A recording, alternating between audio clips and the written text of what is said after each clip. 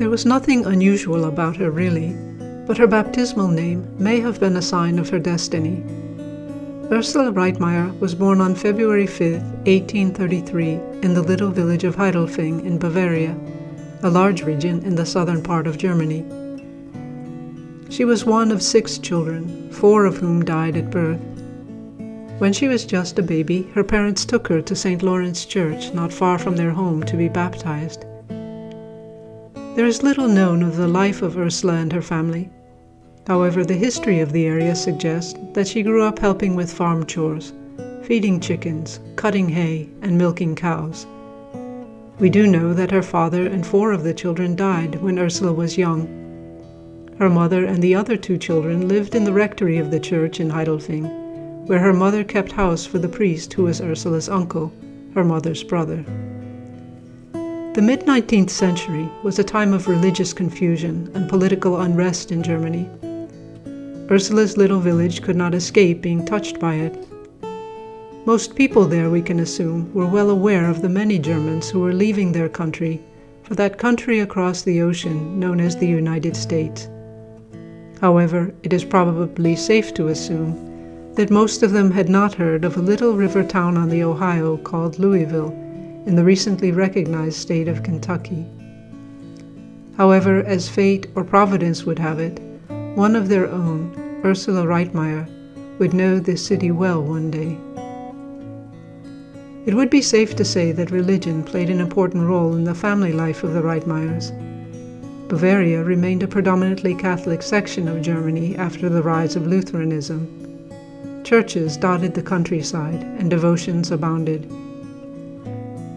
It is easy to imagine that Ursula Reitmeier knew the Ursulines of Straubing, since her village lay only about 16 kilometers from that busy river city. While she was growing up in Heidelfing, Straubing was growing in population. By 1858, it had over 10,000 people. Straubing, of course, was no new city. In fact, it boasts of being one of the oldest in the Kingdom of Bavaria. There is evidence that shows that Straubing was probably the site of the old Roman station of Sabria Durum. The tall town tower of Straubing, which is its oldest building, dates from 1208. St. Jacob Church, an imposing Gothic structure, was built in 1400, and St. Peter Church, the oldest in Straubing, was built about 1200.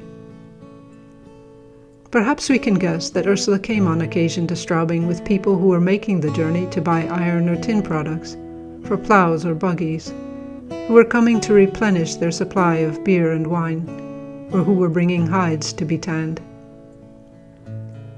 The Ursuline convent, located on the banks of the Danube River, was erected in 1691 under the direction of Archbishop Joseph Clemens, Bishop of Freising and Regensburg. 3 sisters came from Landshut, and the people of Straubing gave money, time, and talent to build the Straubing Monastery, an impressive structure, much of which stands today. The crowning work of this complex is the church. It was in use by the early 1700s. At 12, Ursula Reitmeier entered the boarding school in Straubing. As a student here, we can assume that she often walked Bürgersee Street, the narrow street that still links Straubing with the Danube. Perhaps she and her classmates walked along the Danube much the same way as people do today. Or maybe she stopped now and then at the Church of the Carmelite Monastery just across the street from the Ursuline boarding school. The church was begun in 1370, and people of Straubing often stopped there to pray and to enjoy the beauty of the church. Ursula attended the convent boarding school for 7 years, and with her schooling complete, she joined the sisters who had influenced her so much. On April 25, 1852, she received the veil and the name Sister Salesia. She was 19. The young woman from Heidelfing stepped into the rather severe novitiate of the cloister in Straubing, but she gave herself completely to the experience of prayer, work, and study. It is easy to imagine Salesia enjoying the garden of the cloister, dusting the art pieces that hang on the walls or sit in the rooms of the monastery. We can also be sure that she swept the old wooden steps that connected the floors of the imposing Ursuline cloister. And perhaps she checked this door to be sure that her sisters were secure for the night. It is also not difficult to think of Salesia praying in the convent church. This church, built over 5 years between 1736 and 1741, was already over 100 years old by the time Salesia knew it. It was, and remains today, a masterpiece of Baroque and Rococo styles. One wonders if Salesia pondered her own mortality when she passed the remains of the early Roman martyr Asteria beneath the chapel's side altar, or if she recalled the story of her namesake, Saint Ursula, when she looked at the skulls of 6 of the virgins purported to have been martyred with Ursula those many long years ago. It is certain that Salesia spent time in the cloister chapel just off the sanctuary of the bigger church, because in her day cloister required the community to pray there. Perhaps from time to time Salesia also visited the crypt under the cloister church to remember those Ursulines who had died long before she was even born. As early as 1804, the cloister of Straubing had a farm. The turnoff, as they called it, was a place they often went for relaxation and fun. It was an easy walk to the farm and remains so today. It is easy to imagine that you are walking in Salesia's footsteps as you go through the field and along the Danube to the old buildings. The turnoff provided fresh vegetables, meats, and eggs for the cloister in Straubing.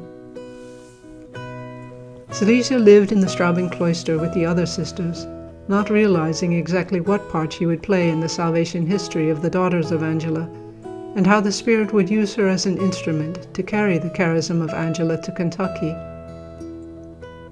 History tells us little of how all this unfolded in her life.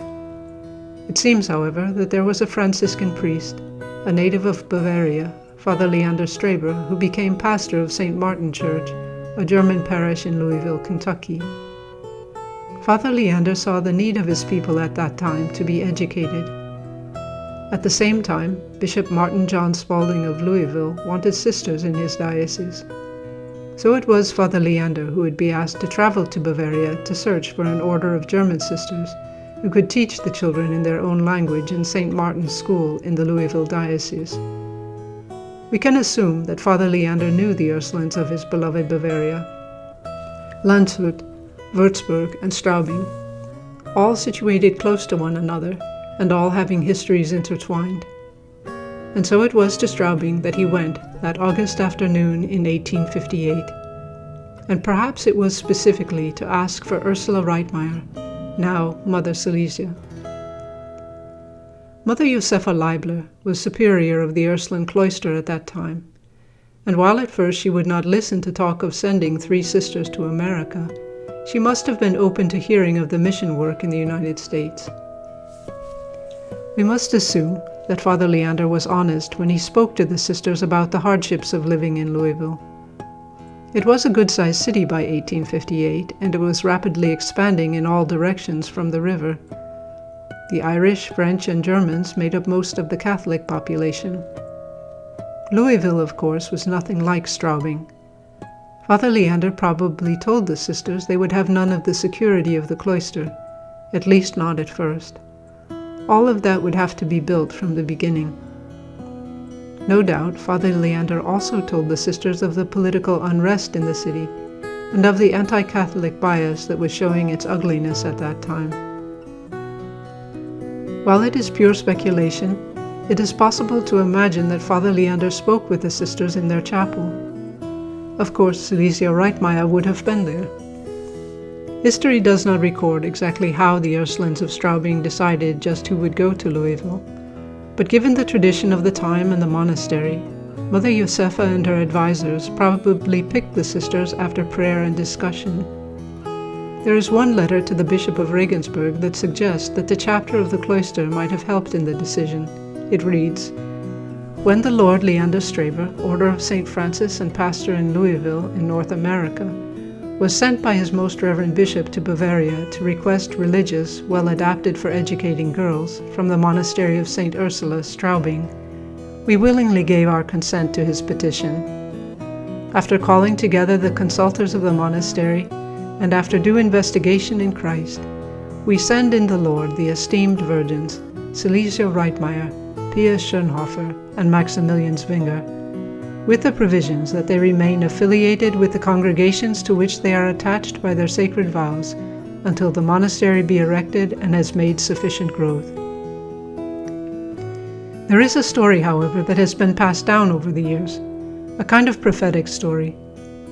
It seems Father Leander had met Ursula Reitmeier when she was a small child, and he a young Franciscan brother on a begging tour of Bavaria to get money to sail to America. At that time he said to her, "I'm going far away to work for God in a country across the ocean. I will return for you in a few years.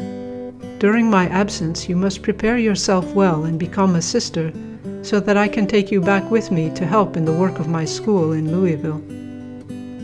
Is it possible that Father Leander had never forgotten Ursula over the years? Is it possible that he had returned to Straubing specifically for her? Or was it that Salesia's deep faith, youthful spirit, and love of the missions prompted her to volunteer for the work in Louisville and to prevail upon Mother Josefa to grant her request?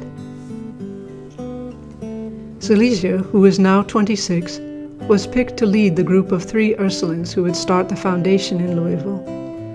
Her other 2 companions were Pia Schönhofer, who was 26, and Sister Maximilian Zwinger, who was 50. Once these sisters had been picked, Mother Josefa wrote to Bishop Ignatius Sinestri, the prefect of Regensburg. The letter, dated August 27, 1858, speaks of Mother Josefa's desire to begin a daughter house in America, and of the surprising opportunity that presented itself with the request of Father Leander. The letter goes on.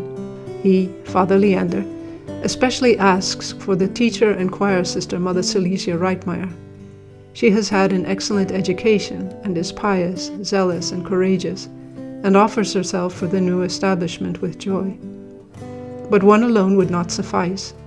I decided to give her as a companion the teacher and choir sister Pia Schönhofer, who likewise has a well-rounded education and is a devoted religious, but more retiring. Sister Pia likewise accepts the opportunity with pleasure. For domestic work and cooking, I wanted to send Sister Magdalene Geigenberger because of her ability and youth, but she could not come to a decision. I therefore asked Sister Maximilian Zwinger. She is a very capable woman and a good manager. Sister rejoiced to offer herself.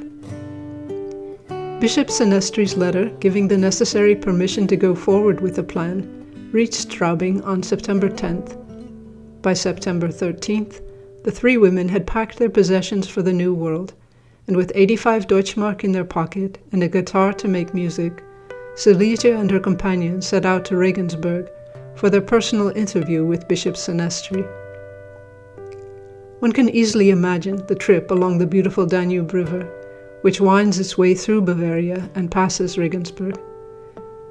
The river is a natural highway for commerce and furnishes beautiful scenery for travelers as well.